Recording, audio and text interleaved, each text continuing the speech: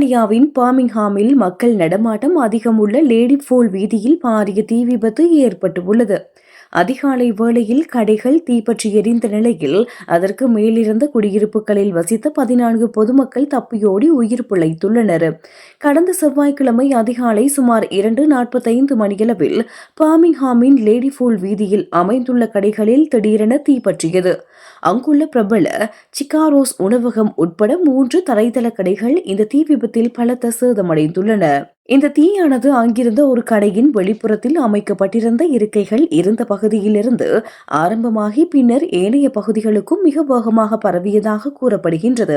விபத்து குறித்த தகவல் கிடைத்ததும் வெஸ்ட் மிட்லாண்ட்ஸ் தீயணைப்பு துறையை சேர்ந்த 16 தீயணைப்பு வீரர்கள், 4 தீயணைப்பு வாகனங்கள் மற்றும் ஒரு ஹைட்ராலிக் ஏரியல் பிளாட்ஃபார்ம் போன்ற நவீன உபகரணங்களுடன் சம்பவ இடத்திற்கு விரைந்து வந்தனர். ஹைகேட், பில்லெஸ்லி, ப்ரூன்பரோ மற்றும் ஹேமில்ஸ் ஆகிய தீயணைப்பு நிலையங்களை சேர்ந்த இந்த வீரர்கள் ஹவுஸ் ரீல்களை பயன்படுத்தி சுமார் 1 மணி நேர தீவிர போராட்டத்திற்கு பிறகு அதிகாலை 3:45 மணியளவில் தீயை முழுமையாக கட்டுப்பாட்டுக்குள் கொண்டு வந்தனர்.